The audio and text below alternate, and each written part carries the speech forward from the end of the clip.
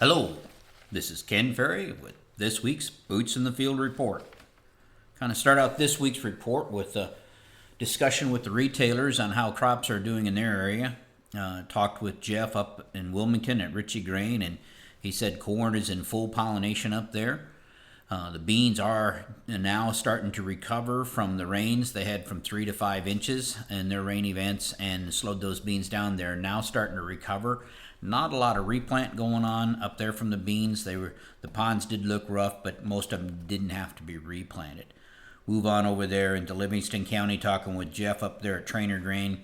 Again, pollination is off and running there. Not all the fields are pollinated, but they're coming along pretty good.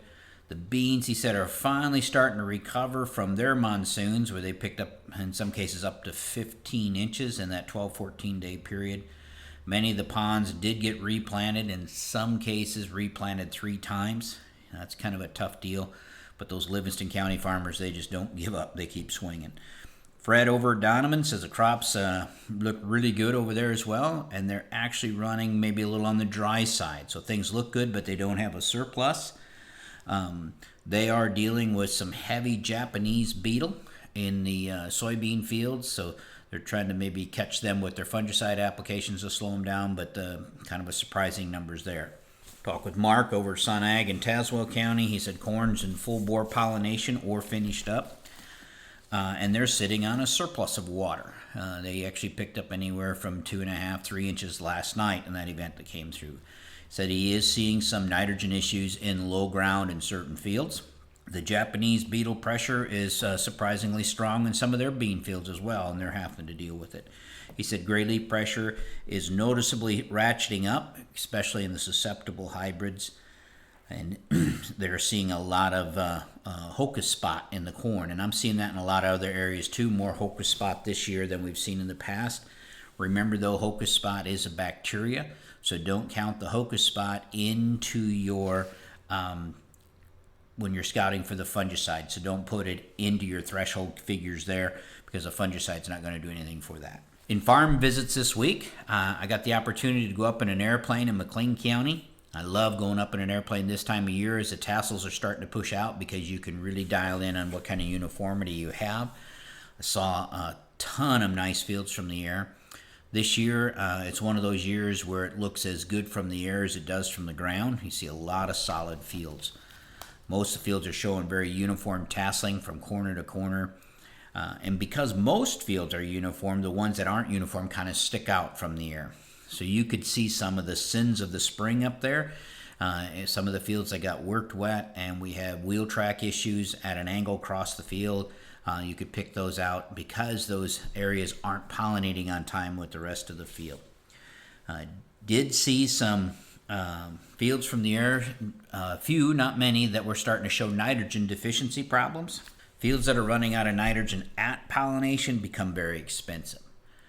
Now, there are going to be substantial yield losses in those. The good news is it was only a few field or an occasional field that would draw your eyes to it. So what that means, it's not a weather-induced situation, it's more of a management-induced. So that deficiency is based on whatever management that particular farmer had implemented on that field, unlike the widespread issues we had with nitrogen deficiency, for instance, in 2015.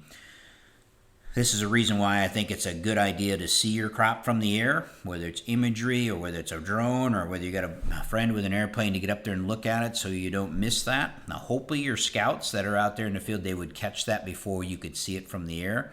Remember, nitrogen deficiency starts at the bottom of the plant, works its way to the top. So you're in a serious situation by the time you see it at the top itself. But I think that's one of the reasons why you want to get some imagery and you want to be on top of that.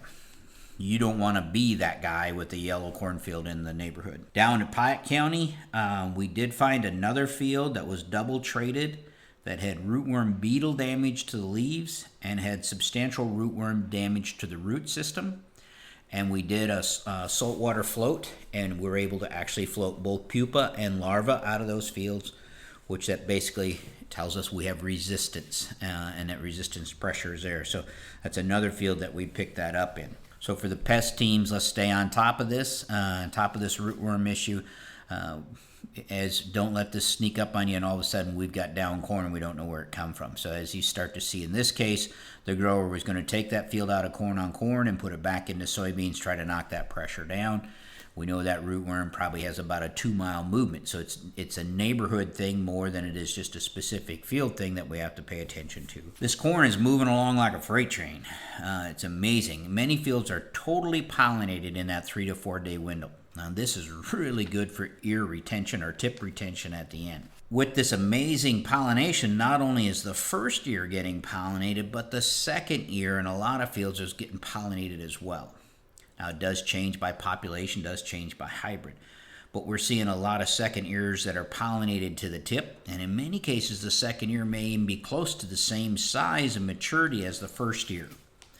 Getting calls in about that. Many growers actually getting excited about that, seeing that big second ear coming on. Well, don't buy the matching jet skis just yet. This rapid second ear growth will work against us. We want that second ear to abort sooner than later. The larger that second ear gets, the longer it hangs on, the more nutrients it's going to pull from the main ear.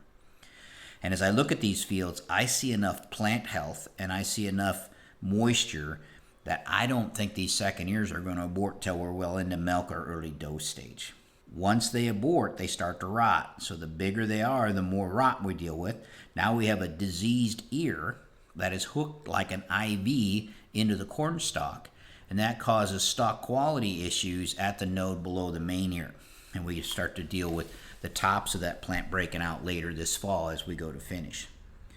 Now some of them will abort 2/3 of that second ear, and they'll hang on to 1/3. So you'll have a little bit of grain at the base of that ear, maybe on one side. That's better than rotting because it eliminates some of the stalk quality issues that we got to deal with. But at the same time, the nutrients that are wasted in that ear should have went in your main ear. And a lot of time, if we put grain on the second ear, we can't get it to stay between the stripper plates, meaning it's going to pass on through and we have to kill it for next year. Now, seeing a lot of gray leaf out there in the fields, and the pressure's starting to build. I am impressed as I do these farm visits. Most growers now have a list of their susceptible and non-susceptible genetics, and that tells me we're paying attention to the right things. Definitely the susceptible genetics are showing more pressure, especially in the corn on corn. But spraying to keep the GLS in check will help in these fields that are going to throw that second ear. So if we got a lot of second ear abortion, spraying for the GLS will give us stock quality issues and better stock quality that we can deal with later in itself. I wouldn't just spray for the double ear, but in spraying for the GLS, that may be one reason to go ahead and do the actual application. Talking about fungicides, many growers are commenting on when will these beans get to R3. They're waiting to apply the fungicide. Of course, we talk about R3, that's when you're going to find 3/16 of a pod on the upper 4 trifoliates.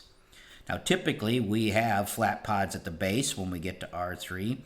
Growers are finding the pods at the base of the plant, but we're not finding any at the top 4 nodes where we should find that 3/16 of a pod.